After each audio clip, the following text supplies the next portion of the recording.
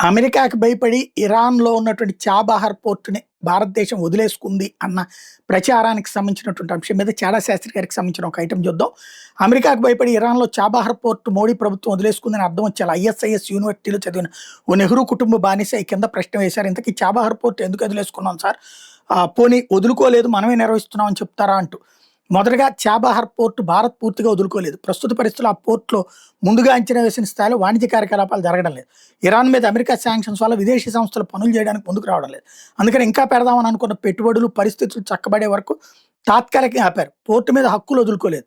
ఈ పోర్ట్ నిర్వహణ కోసం 2024లోనే మళ్ళీ భారత్, ఇరాన్ మరో 10 సంవత్సరాల ఒప్పందం కుదుర్చుకున్నాయి. అందుకే తాత్కాలికంగా ఈ పోర్ట్ నిర్వహణ ఇరాన్‌కి అప్పజెప్పి పరిస్థితులు మెరుగుపడ్డాక మళ్ళీ భారత్ నిర్మించుకునేలాగా ఇరాన్‌తో చర్చలు జరుగుతున్నాయి.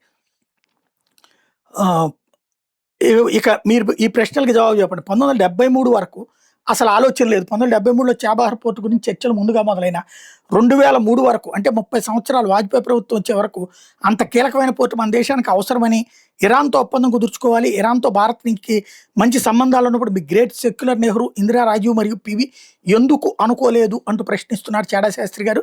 2003లో మద్దతు బీజేపీ వాజ్పేయి ప్రభుత్వం ఎందుకు ఆ పోర్ట్ అభివృద్ధి చేయడానికి ఇరాన్‌తో ఒప్పందాలు కుదుర్చుకుంది. 2003లో ఒప్పందాలు సంతకాలైన 2004లో వాజ్పేయి ప్రభుత్వం పోయి మీ మేధావి సెక్యులర్ సోనియా ప్రభుత్వం 2014 వరకు ఉన్న ఆ 10 సంవత్సరాల్లో ఆ పోర్ట్‌ని పూర్తిగా ఎందుకు అభివృద్ధి చేయలేదు? మళ్ళీ మద్దతు బీజేపీ మోడీ ప్రభుత్వం వచ్చాక 2016 నుండి పోర్ట్ అభివృద్ధి పనులు ఎందుకు బాగా వేగవంతం అయ్యాయి?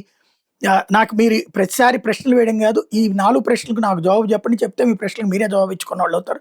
అలాగే ఇది మీరు గెలికారు కదా, వ్యక్తిగతంగా అంతర్జాతీయ పేరు ప్రఖ్యాతులు సంపాదించడానికని నెహ్రూ యూఎన్‌కి పోయి పీఓకేని పాక్ వదిలేసి సెంట్రల్ ఏషియాలో తో భారత్‌కి లింక్ తెగ్గొట్టేలా, చైనాని బలపరిచేలా వ్యూహాత్మకంగా భారత్‌కి ఎన్ని విధాల నష్టం కలగజేశాడో వివరంగా పోస్ట్ పెడతానని చెప్తున్నారు.